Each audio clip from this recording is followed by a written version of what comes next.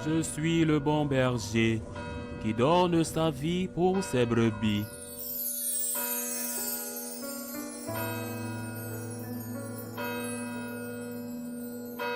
En ce temps-là, Jésus, arrivé dans la région de Césarée de Philippe, demandait à ses disciples, au dire des gens, qui est le Fils de l'homme?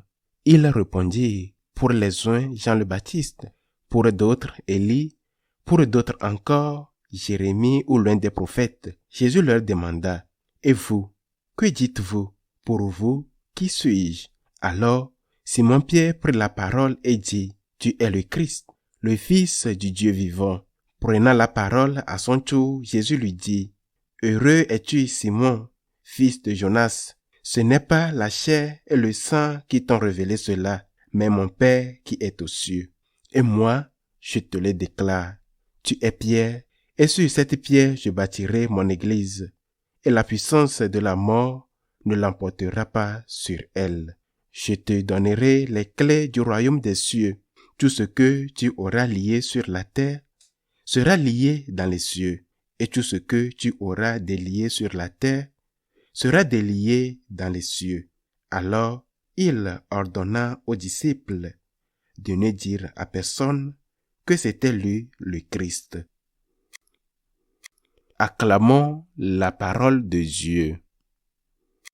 Aujourd'hui, c'est dimanche, mais c'est aussi la fête de Sainte Rose de Lima, la première sainte canonisée en Amérique.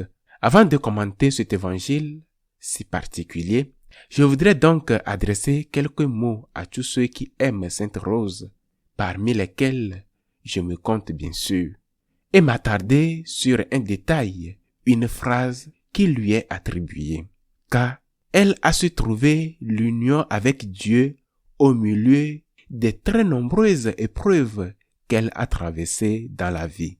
On dit qu'il n'y a pas de rose sans épines, mais il est également vrai, et peut-être encore plus vrai, qu'il n'y a pas d'épines sans rose. Que de chaque souffrance, tu peux tirer une grâce pour toi, pour les tiens, pour les personnes qui te sont chères. Dans l'Église primitive, comme le raconte le livre des Actes des Apôtres, on disait « Regardez comment ils s'aiment », disaient les païens, en parlant des chrétiens. Regardez comment ils s'aiment. Nous devons donner l'exemple de cette manière. Nous devons donner l'exemple de manière à susciter cet émerveillement que provoquaient les premiers chrétiens, afin que, lorsqu'on verra, on dira de nous, regardez, non seulement combien ils aiment, mais aussi combien ils souffrent, combien ils parviennent à supporter un cancer, la mort d'un enfant, une séparation conjugale, les difficultés financières, la persécution. Regardez comment ils souffrent, d'où ils puisent-ils leur force? Quel est leur secret?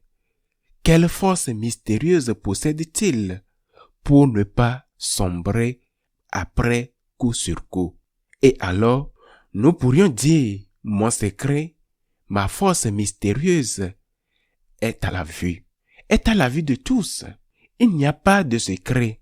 Il y a le Christ qui vainc la mort, le péché, qui vainc la faiblesse et qui nous rend capables d'être heureux non seulement quand tout va bien pour nous, mais aussi quand beaucoup de choses, voire tout, vont mal. Il n'y a pas d'épines sans rose, et cela dépend de toi.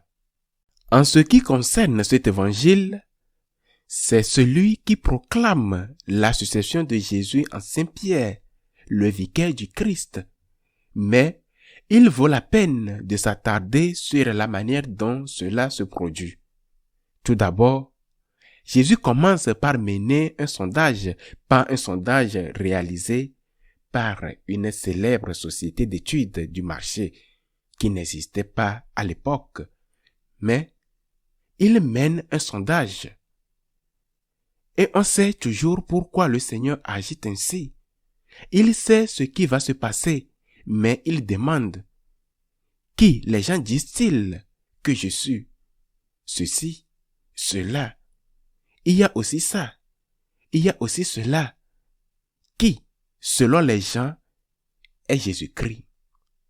Un grand prophète? Un personnage historique? Un personnage légendaire? Quelqu'un qui a existé? Quelqu'un qui n'a pas existé? Etc. etc. Qui sait ce qu'il a dit? Disaient certains même au sein de l'église, car il n'y avait pas de magnétophone. Alors, Jésus affine un peu plus la question. Et vous, qui dites-vous que je suis? C'est la question qu'il te pose, qu'il me pose, qu'il nous pose, qu'il pose au pape, qu'il pose à l'évêque, qu'il pose à tous les catholiques doués de raison. Qui suis-je pour toi? Qui suis-je pour toi? Saint Pierre répond en devançant tout le monde, impétueux comme il était, avec l'étoffe de leader qu'il avait. Il dit, tu es le Messie, le Fils du Dieu vivant. Nous devons affiner un peu plus cette définition qui est le Christ pour moi. Quel mot choisir pour le définir? D'un point de vue dogmatique, je dirais qu'il est vrai Dieu et vrai homme. Et d'un point de vue spirituel, je dirais comme Saint François l'a dit, tu es Seigneur, mon Dieu et mon tout. Tu es tout pour moi. C'est ce que nous devons répondre au Seigneur. Tu es tout pour moi. Tu es mon Dieu, tu es mon tout. Tu es l'alpha et l'oméga. Tu es le commencement et la fin. Le commencement car tout vient de toi et la fin car tout va vers toi, y compris ma vie. Alors, le Seigneur nomme Saint Pierre, chef des apôtres, et il nous dira, bienvenue, bienvenue dans cette famille de ceux qui croient en moi. Et qu'est-il arrivé à Saint Pierre? Il est nommé chef des apôtres, et il lui dit, tu es heureux, Simon, fils de Jonas, car ce n'est ni la chair, ni le sang qui t'ont révélé cela. En même temps, je te le dis, tu es Pierre. Sur cette pierre, je bâtirai mon église. Et les portes de l'enfer ne prévaudront pas contre elle. Pierre est le fondement. Mais pourquoi Pierre est-il le fondement? Parce qu'il confesse la divinité de Jésus-Christ. S'il confesse la divinité de Jésus-Christ, il est le fondement. Et il en a toujours été ainsi dans l'Église. Benoît XVI, le pape sage, parlait de lui bien sûr, de ses prédécesseurs et de ses futurs successeurs. Il a dit, le pape n'est pas le maître du message, le pape est le premier serviteur du message. Pierre est placé à la tête des apôtres, à la tête de l'Église parce qu'il confesse la divinité de Jésus. Il confesse que Jésus-Christ est le Fils de Dieu vivant. La mission première de Saint Pierre est de confesser intégralement la foi. La confesser, c'est y croire. La professer ouvertement et soutenir ses frères dans cette foi. Mais, lorsque Pierre le fait, il a le droit de recevoir de notre part l'obéissance.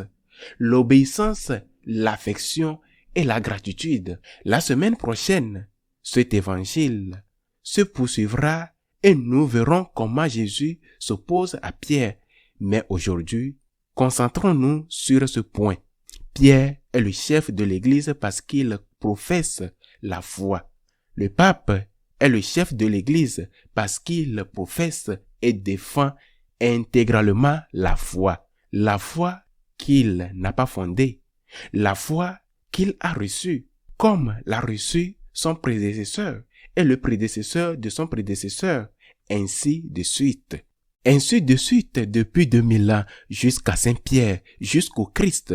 Le pape n'est jamais ni celui-ci, ni le précédent, ni celui d'avant, ni le suivant. Jamais. Le pape n'est pas le maître du message. Ce n'est pas un Seigneur absolu qui peut dire, vous avez attendu ce qu'on vous a dit, mais moi je vous dis.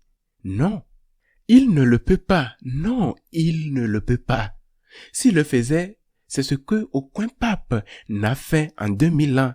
S'il le faisait, il cesserait d'être le pape, car sa primauté repose sur sa foi et sur la défense de sa foi. C'est pourquoi, je le répète, nous lui devons obéissance, nous lui devons respect, nous lui devons amour et nous devons prier, beaucoup prier pour lui. Qu'il en soit ainsi.